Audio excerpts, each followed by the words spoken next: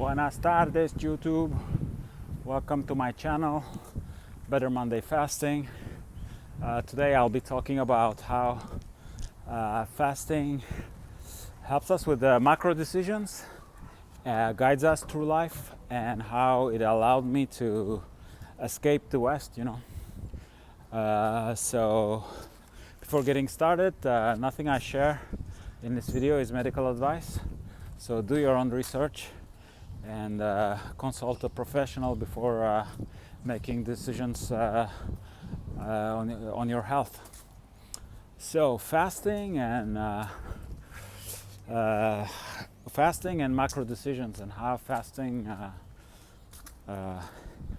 can actually, I consider that it saved my life at various levels. I mean I cured myself on a physical level, mentally making better decisions, and spiritually more aligned with my true purpose, But so the topic of today, I think it's more on that mental level, but still macro decisions, not on the level of should I fast today, or should I eat, or should I train more intense at the gym, but more where are we going, and are we happy with our life? If not, what decisions we should take to be happy, So I started fasting. It was after important separation, and right after it I lost my job, and I was lucky because I was in Switzerland, so I was still getting money from the state to look for a job. So I was looking for a job and still getting a good portion of my salary, and that's when I discovered fasting. And I was already before that, 5 years prior. I had left the US. I lived in the US for 11 and a half years. And it was great. It was a great experience. It was out of a movie. I had the best time ever. I was able to accomplish a lot of things that gave me a lot of happiness. Then I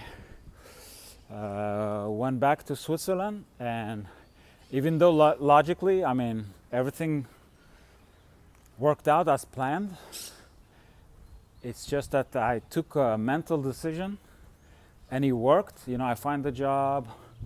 I was able to move on in my career, make decent money, but I wasn't happy.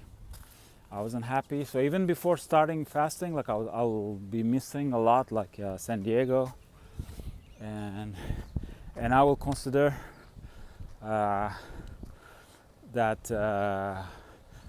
it was a mistake. Even back then, I'll accept it. Even though, because in San Diego I wasn't working in my field, I was also making good money, but for some reason I was I graduated from a good university and I cannot find a job in my field, and so for that reason I went to Switzerland, and everything worked as planned. In 2.5 weeks I found a job in my field, and everything worked well. The happiness wasn't there. I was more happy working at a Mexican restaurant in San Diego than working for a tech startup in Switzerland. So that was a lesson I learned. And then thanks to fasting, I did the total without knowing. It was not a conscious decision, but for my next move I used fasting as a tool to make a decision, and it was the total opposite. So instead of listening to my brain, calculating and everything, I listened more to my heart. So I really wanted to go back to the States, but then I wasn't sure with for practical reasons, and like the working permit situations over there, and like it's an expensive country. So I was just like, yeah, like instead of dealing with all that, I go to South America. So after several fasting cycles, I really decided, I'm gonna move. And also in 2015, I started I started waking up a little bit. That was like prior to, like a year before starting the fasting. So I'll start following preppers, and in 2011 I discovered the French intellectual that is very controversial in France, but to me he saved my life, so I don't want to pronounce his name here, but I read several of his books, and he opened my mind. I just there's this one book about it's not a book about opinions. I mean, it's not a political book, and that's why they cannot censor that book. But it's more about how the system works and how the banking system works, and that was like a big wake up call for me. It was just like, whoa, and I was like feeling that the West, Europe, it wasn't what it used to be, I mean, my family moved there for like better opportunities, and I mean, like Switzerland is still like it's very well off, as a country, but I mean, Europe in general, it's on the decline, and that I start feeling in 2015. So little by little, I decided to, and thanks to that intellectual, French intellectual guy, on his website, I discovered the fasting coach. Also a French guy. Also, I'm not going to say his name because back then he was. Back then he had no trouble. He was making his videos like I'm making them, and he had it good for a while. But then the system. He got into big troubles like with the system, and they accused him to be a cult guru and like things like that. Like I don't know him personally, but like everything I learned from him, it works. Like that I know it because I tried on myself. So I don't know him personally, but as far as his public speech on health related issues, I mean, everything I've tried worked for me. So that's for that. So then, I took that decision during my when I was fasting and a longer fast, even though technically I was looking for a job and trying really hard to get a job, I was getting interviews, and the Swiss system is really good for that. I mean, they pay you because I was an executive. I mean, they were paying me classes for because it's more difficult to find a job when you're an executive, and so they give you classes on how to brush up on your LinkedIn. They do fake interviews. They film. They record you on video and then do critique, and also they give you like a office space, that was really neat, and even though you're unemployed, if you want, you can put your tie and your shirt and tie and go there every day, as it's your office. And if you have Skype calls, Zoom call, I don't know, there was no Zoom back then, but there was definitely Skype. If you have a Skype call for a job interview, you are already, it's not like you're in your kitchen and your baby is crying, and it's like you're in a professional environment. It looks very like professional, and those things like in Europe, like Switzerland, like it's it's more important. It's less laid back. It's less laid back than in general. I mean, you also have startups and all that, but It's less laid back than in the U.S. and so so yeah, I mean, even though I was like intensely looking for a job, like in my mind I was like, you know what, I want to leave. So I just I went to school for actually that I had started already when I was still working like at night. I started taking night classes for restaurant management, because I was missing the restaurant world, like, because at my job I was like behind several computer screens, and I was missing my life in San Diego, managing a restaurant and having a good time with the Mexican people, like coworkers, and it's like so I decided, yeah, I'm gonna, since I was more happy with that, I'm gonna open a coffee shop in Argentina. That was my plan. But I still I was like, now I have this time in my hand, so I started going to night classes, and I got that certificate from Switzerland that is pretty hard to get. I mean, it's not that easy, and it allows you to open like up to 3 restaurants in Switzerland. But I knew that I wasn't going to open anything in Switzerland, because I mean, you need millions, like you need a lot of money to open something in Switzerland. But I knew that with with 10, 20 grand, I could open something in Buenos Aires. So yeah, so then I took that decision and I moved. To to Argentina. So fasting like allowed me to face that I wasn't happy with my reality and not be too attached to the tech world, to the white collar, and do what you want to do. So you're happy working in a restaurant, so go back to that environment, So that was kind of the message I was getting, and so that was the first move. But as soon as I arrived to Argentina, I kept fasting, and then several things happened simultaneously.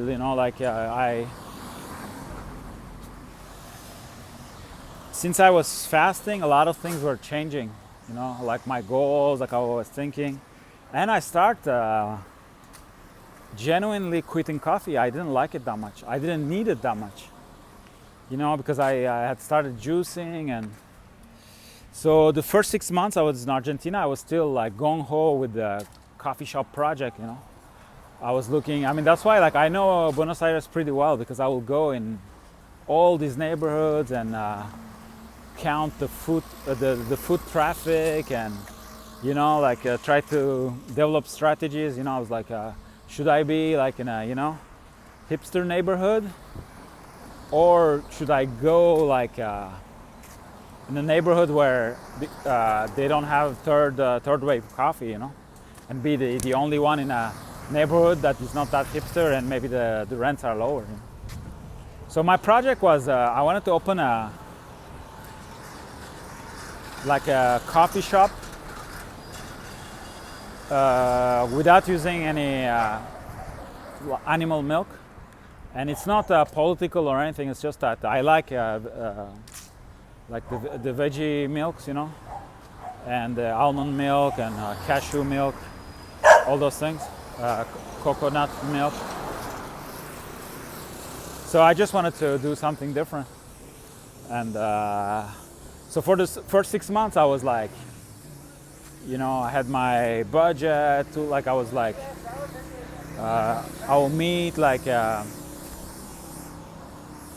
people who sell like the beans, and how I could get I want to get like a La Marzocco coffee machine, but it's pretty complicated, and so I was like trying to see how I can import a machine or buy it from somebody there. So I started like visiting like arcades, where to open. I mean, it was a lot of fun, but at the same time, I was fasting a lot, and I was kind of getting to the point where I was quitting coffee. And back then, I even, because less I would drink coffee, I would feel better. So I got into the idea that it wasn't like coffee wasn't good for you, which I don't think today. But so then I was like, I got into that dilemma of like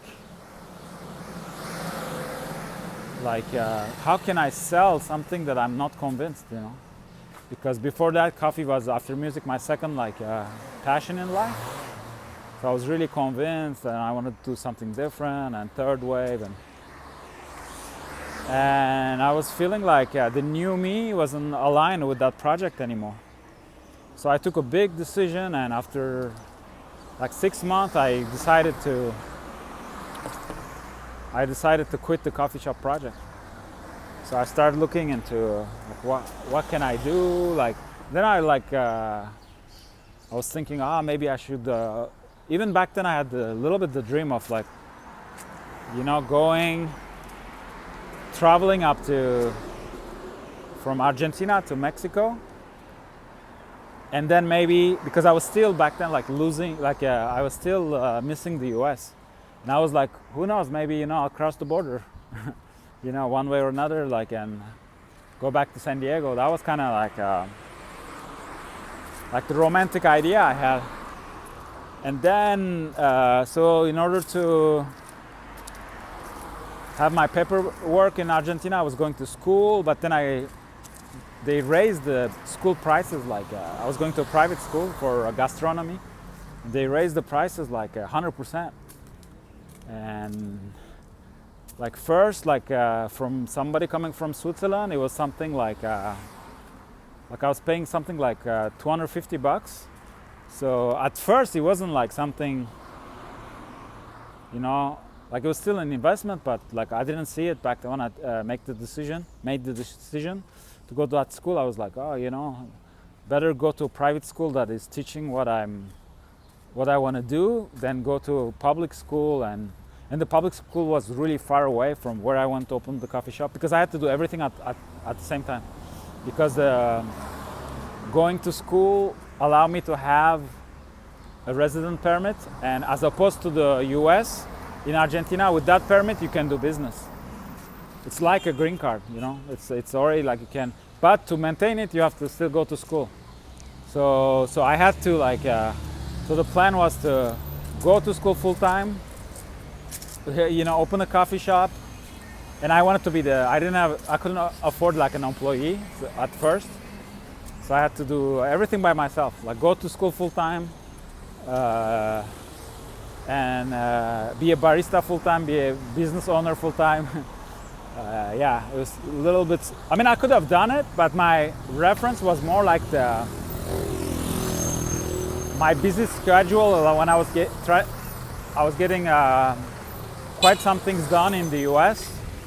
And that was like, I did it once, I can do it, you know.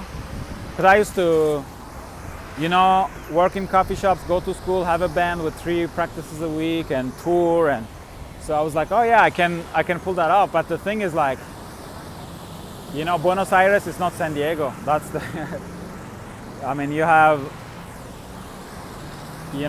all these, it's not, you know, things don't go as scheduled always. And you're in a third world country. I mean, you have like sometimes electricity shortage. Sometimes the subway doesn't work. Like you have all these things that I've never experienced in the US, you know. So cross here, and so it was kind of unrealistic. But I didn't quit for that. Like, I mean, you can always find solutions. It was just that the project wasn't aligned with me anymore. But that's what I thought back then. So I wanted to, like, you know, do something more aligned with what I really want to do in life. You know, Black Sea Storm, and maybe. Oh yeah. Then what happened is that once I lost like my resident permits. So I became a tourist, you know. So then you cannot stay more than 3 months. So I started going to every 3 months. I will go to Uruguay, and then after a while I started liking it. And then it was, I think it was, I don't know, like April, May, so like something like that. I decided, yeah, like it will be good to be, you know, start traveling and do that idea that I had to, you know, go up to the, you know, travel up to San Diego.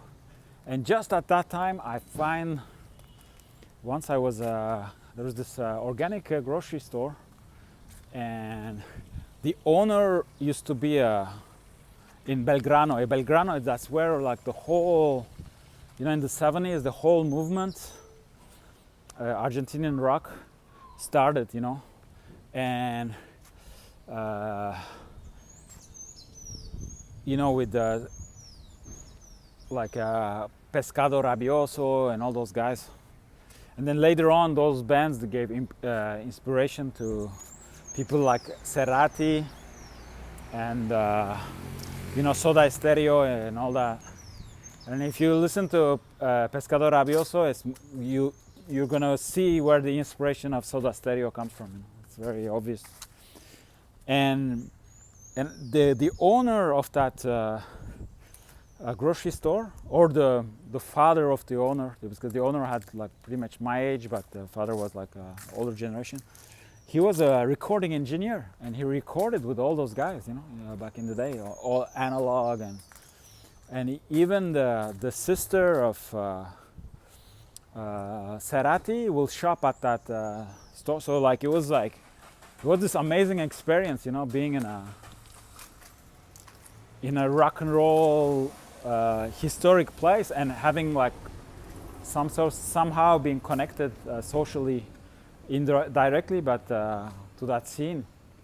It was amazing, and it's really like Belgrano. It's really inspiring. Like it's very dense, and sometimes you feel like you're in New York or something. Like there's this vibe, very interesting vibe. It's very inspiring.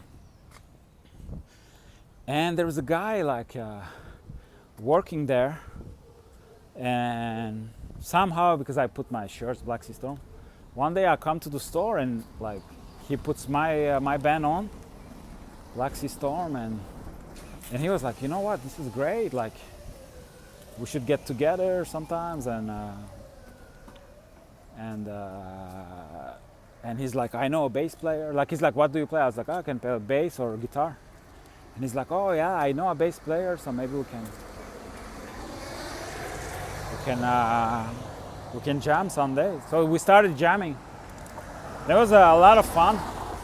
It's a lot of fun. But then I was like, oh man, just when I wanted to go on the road, like travel the world and stuff. So I delayed. I was like, you know, you never know, like the band thing, you know.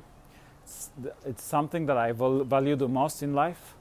So, you know, when it's supposed to happen, it has to happen, you know. It's not only about you, it's always like when the stars are aligned, they're aligned. And it was really cool, you know, like you take your guitar, you take the subway, you're in Buenos Aires, you go to the practice space, it's like you feel it. I mean, Buenos Aires is a rock and roll town, you know. It's very, there's that, artistic and also very, people will argue that it's more of a tango town, which is, of course, but no, there's a lot of rock. Like they really love rock and roll, metal. Like when you go to and also they don't like reggaeton. That's great. Like, you have places where at the entrance they say libre de reggaeton, like free of reggaeton, you know, like it's a little bit of a joke, but it's like, so yeah. So I was just like, oh, you know, I'm gonna give it a shot. You know, I don't want to be the guy who leaves the band, like who doesn't want to do it. So I was just like, it wasn't convenient for me. It's just that every 3 months I had to go to Uruguay. So I started playing with those guys, and And he was good. Like, he was, I mean, obviously they didn't have as much experience as I did, but musically, artistically, they were interesting. And but that's where I noticed that, I mean, being in a band, like being experienced, is not only on the musical level, but also on the social level, like how you treat your bandmates and all that stuff. And the thing was that, I mean, pretty much I was coming up with all the ideas. Like, I mean, I'm not ashamed to say. And but they will be pretty good at putting themselves on what I was playing. But once they were like, wow, like all those ideas, like where they come from, you know, like they're.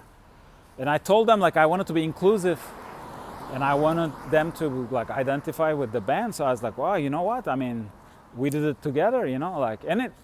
I mean, to a certain extent, it's true, because once you start jamming, I mean, sometimes a small thing the drummer will do will inspire you.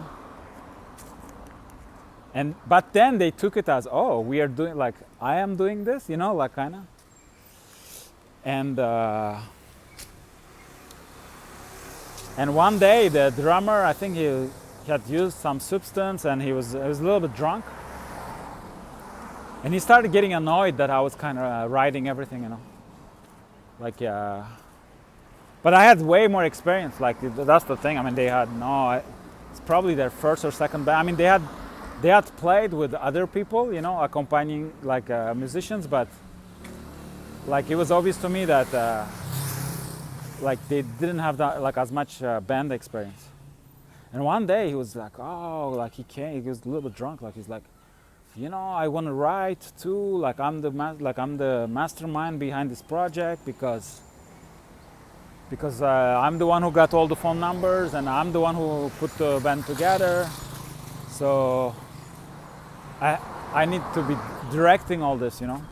And he came from a fashion design background, and so that moment, like, I kind of understood that he was seeing creativity in a band, like in fashion design, where you have the master designer who is giving the idea, like, you know.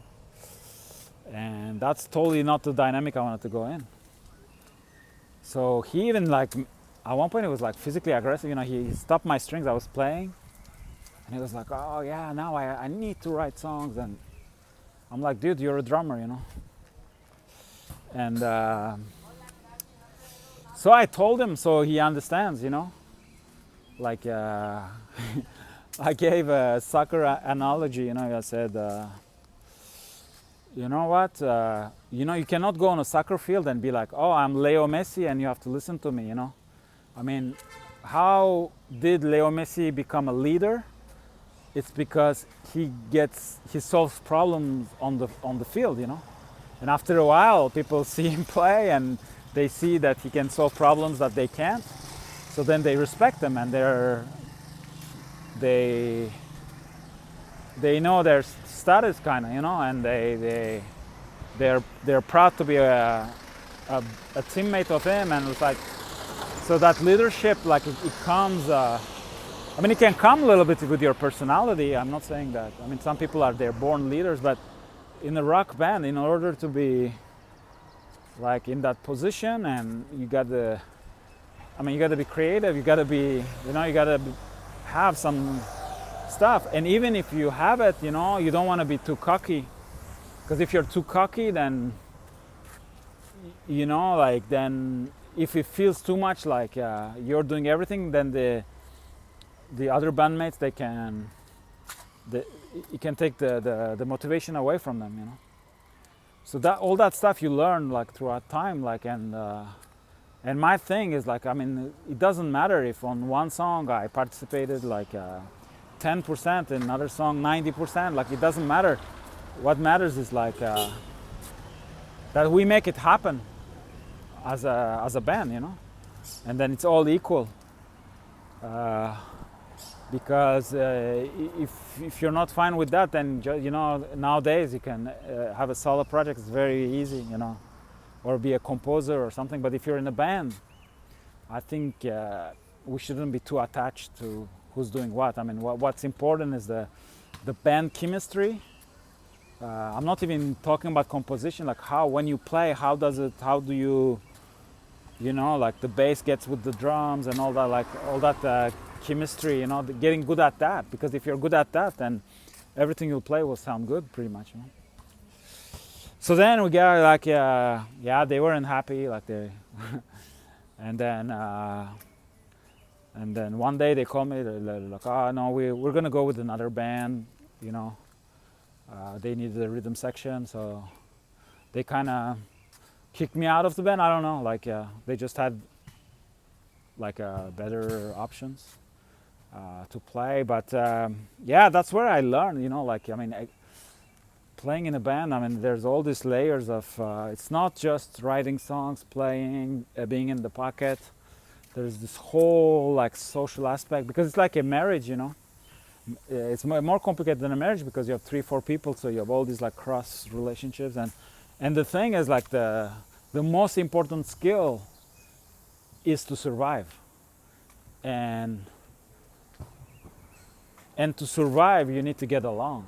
So you gotta be really careful, like when, I mean, like your bandmate is not a coworker, it's not just a friend you see at the bar. I mean, it's a guy maybe you're gonna be spending a lot of time with for 5-10 years, So you don't want to, you have to be, even if you, as a friend, you don't like them anymore or something, like if you want to pursue the music, it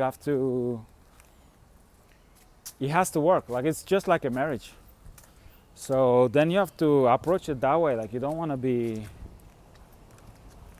you don't want to, because everything you'll do, if you're too cocky or you say something that might, make somebody feel bad, well, you're going to be with that guy for 10 years. So that's going to sit somewhere. Or if you get, in my band in Switzerland, once we had a fight, like a physical fight, then that thing stays, Like that thing stays then for years. So you gotta be super careful, You gotta be super careful and socially adopt a strategy that it's long term. And sometimes you have to. I mean, that's my take on it. But your ego, you have to put it a little bit aside. You have to act a little bit like a mom, and the band is your child, So you got to do what is good for the band, so the band can survive. Because if the band survives, you always have your chances to make it, to get closer to your dreams. But then you can be the most talented guys with the promising future and everything. But if you don't get along, well, look at Metallica, with Dave Mustaine. For a stupid thing, they fire. I mean, if Dave Mustaine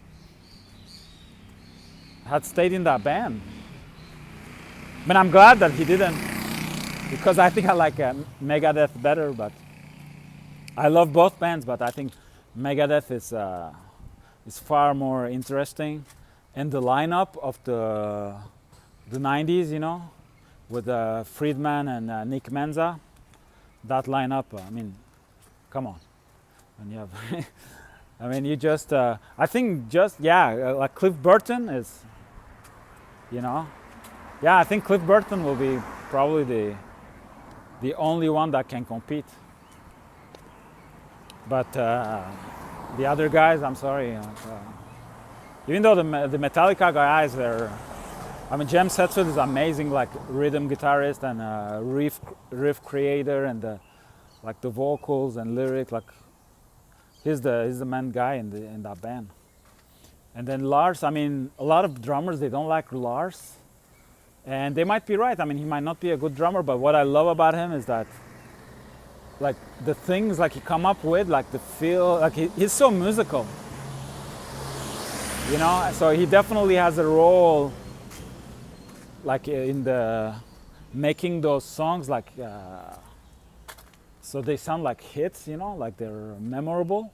He definitely, And I mean, I don't want to be Euro-centered, but I mean, like, he's from Europe. I mean, I'm sure he listened to a lot of, like Euro metal of those days, and also classical music, and like, so it's like yeah,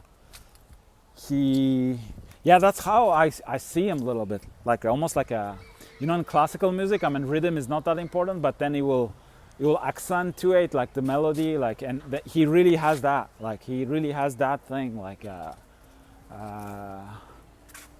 on the drums, that makes it more musical and more memorable, or more like I mean, Metallica is a little bit like classical music. I mean, it is like some of the pieces are just like, but yeah, I just totally like tangent over tangent over tangent. It's like calculus,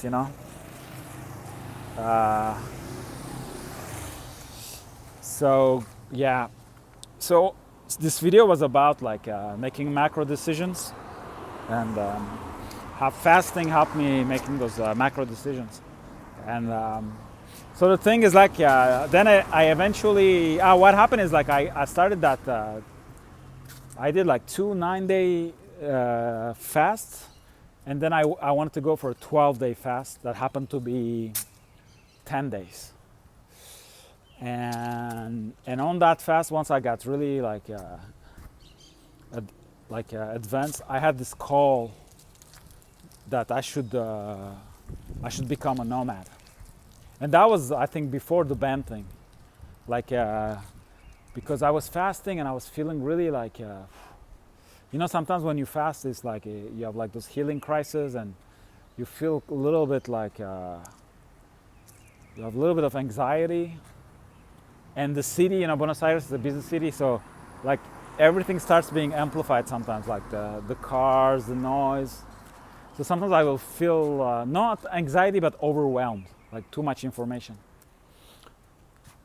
And to relax myself, I will look at the sky. And in Buenos Aires, the sky is beautiful usually, And you always have that breeze. I mean, that name comes from somewhere, Buenos Aires, the good airs. Like it comes from, there's always that. Even though it's a big city, you don't feel the contamination that much, because it's always blowing like that. And so to relax, what I would do, I would look at the sky and the clouds. And I think it was on my 8th or 9th day. And then I start like, and that will calm me, looking at the clouds, it will calm me down. So when I will get overwhelmed, I will look at the sky. And after a while, I start hearing voices, like the sky was telling me like, come, come here, come to me. Like it was like attracting me. And then I was just like, man, maybe I'm gonna die, That's the call. So I was like, oh, what's going on? But then I decided to interpret that message as leave the big city, So that's when the being a nomad idea like started being more present in mind. But then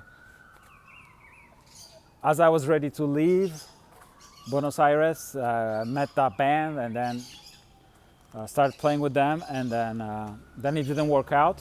So that was good. I mean, I was sad for the band thing, and it might be the first time I was getting kicked out of a band. So that was kind of an interesting experience. But because I mean, it was obvious that they were like lower experienced, less experienced musicians, and the whole time I was thinking like, I can deal with that. I mean, it's so fun to play in a band, and people can make progress, and it's always also good, because I learned so much from other musicians, that it's also good to give. I was all that in mentality, and before you know it, they kicked me out. And but I was happy that now I was like, wow, nothing is holding me back in Buenos Aires. And in the meantime, I had found a job. I was freelancing, and it was a big company that was working for bigger companies, and they were yeah, they were giving me missions. And at the office I was working for was in Rosario. So then I was like, well, I mean, I never seen any face of any of my colleagues. Will be always, yeah, even on Skype. I think will be on audio, or I really don't remember and yeah. So then I started. That's how pretty much the nomadic experience started. So the fasting was like, it got me out of Switzerland, the first step. Then I kept fasting, and then he got me out of the big city. And now, like how I see where the world is going and everything. So for a while, I was still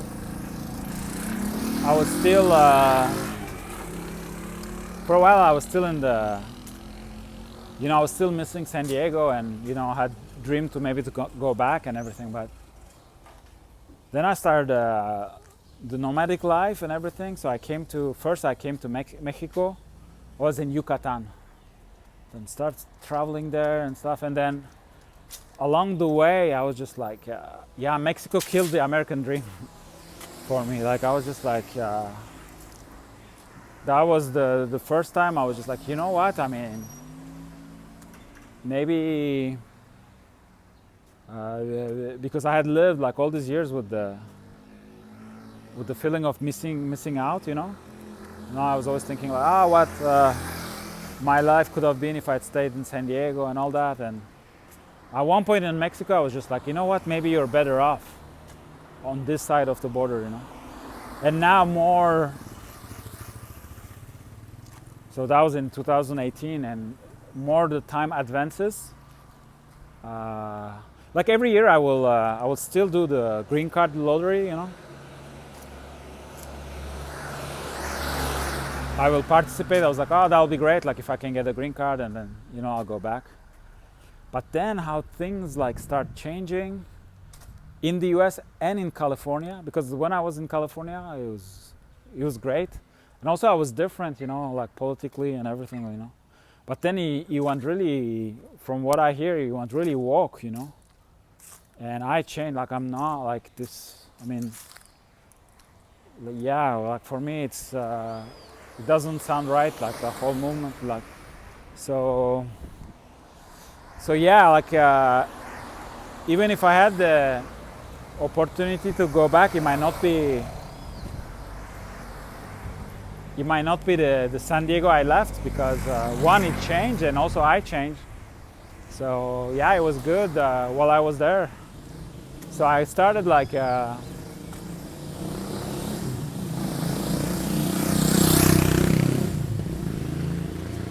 little by little, like start realizing that how fasting, how God was guiding me, it was the right path. So I was I started being very happy with what I had, and now I think this year I'm not gonna do the green card lottery, and because there's no, I don't see why I would do it, There's like the West is very like all these rules, like taxes and all, when you see the possibilities in certain Latin American countries. But the thing is, like now my strategy is like it's to have a business in the West, generate money in the West, and live in Latin America. So I have a video called it's about leverage, and that way I'm leveraging many things. It's I'm making money where it's easier to make higher amounts of money, and spending it in a place where life is cheaper, but you get, in many ways, you get better service, and that, and also for taxes and everything. There's a lot. It's way better. Like so you can move faster, So you're saving more money as an entrepreneur. You can move faster with your business. So to me, even if today they give me U.S. citizenship, I don't know if I accept it. It's very like it doesn't make sense anymore for me. And even if they give me U.S. citizenship, so I can go there, like I'm going to be working like crazy to compete with 10 million people, just to be able to pay for everything. But once you're in a place where life doesn't cost that much, you can, now I enjoy life. I work hard.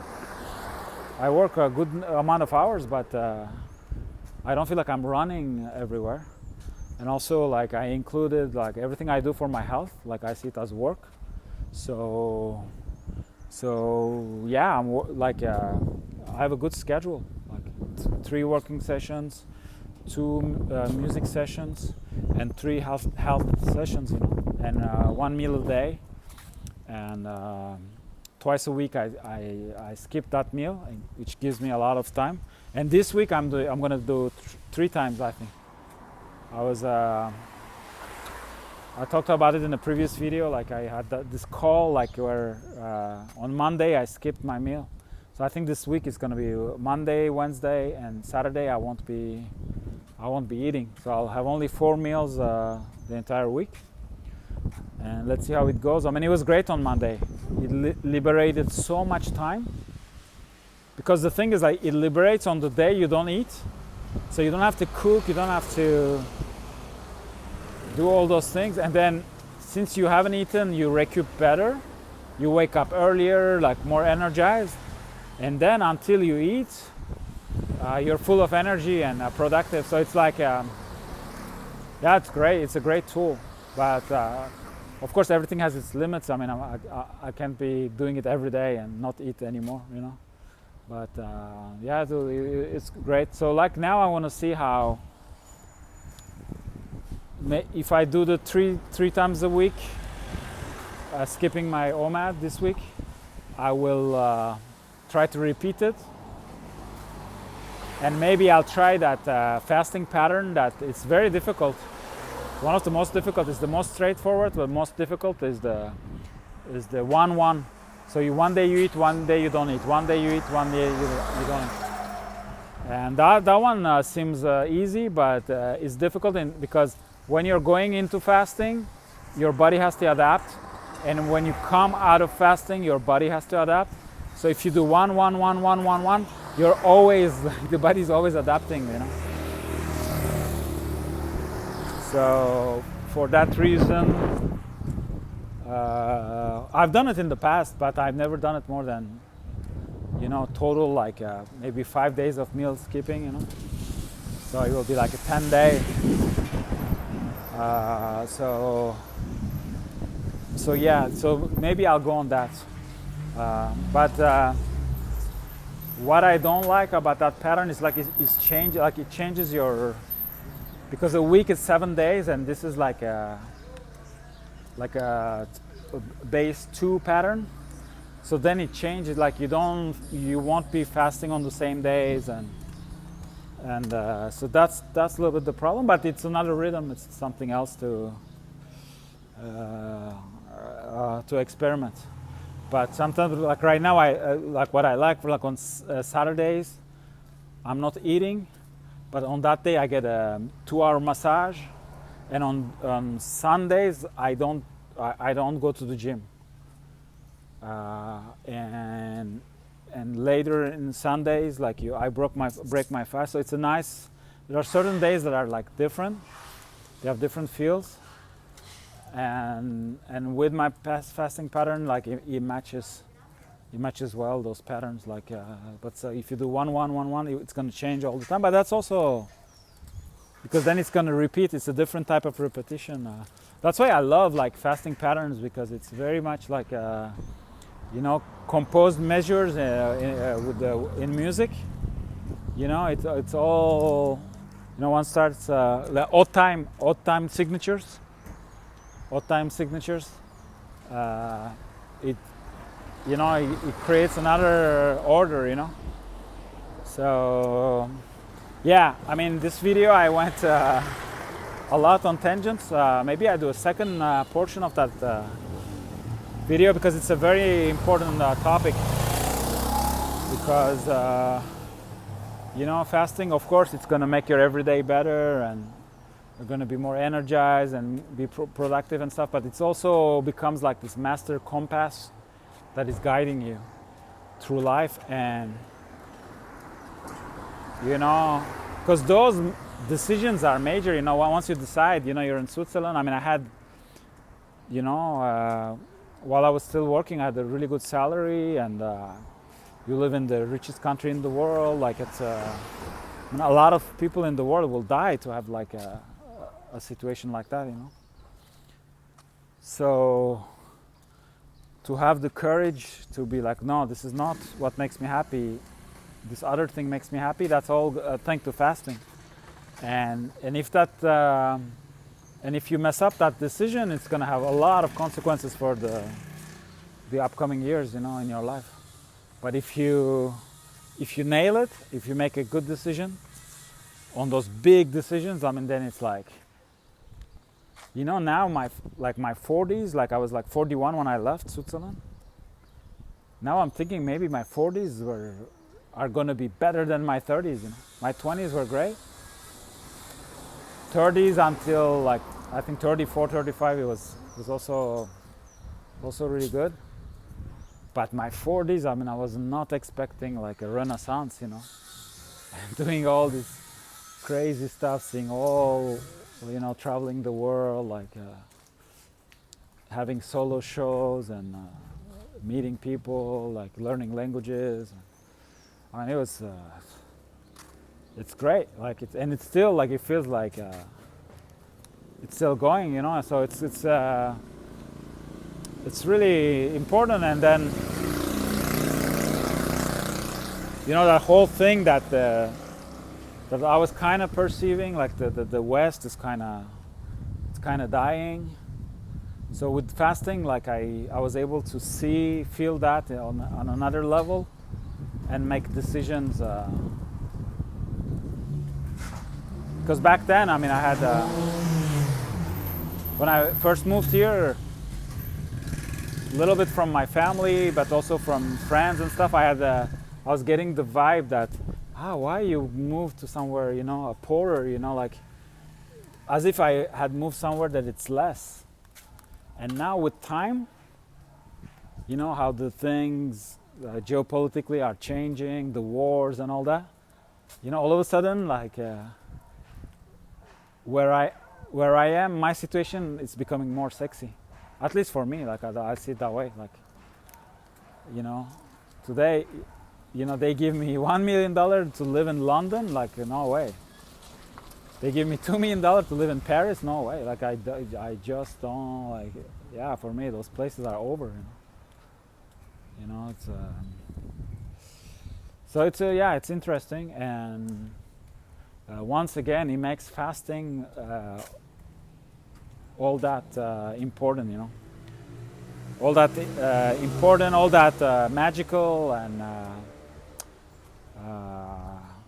great. Like, it's a master solution. So yeah, I'll watch that video to see if it doesn't go all over the place. Like I'll publish it. And since I did like this huge went on a huge tangent and then sub-tangents and everything, I'll see if I forgot to cover more important ideas. I'll make another video. But anyways, that topic is going to come back, because that topic is fascinating. I mean, it's like it's making decisions with your heart and gut, and fast before making decisions, and fasting guiding you through life. It's very it's a side of fasting that I discovered. I wasn't expecting to be that powerful when I first started, but it's a dimension that it's maybe the most important. I mean, obviously you need your physical health. You know, without physical health, you have nothing. But you know, being right on the big decisions, and that's priceless.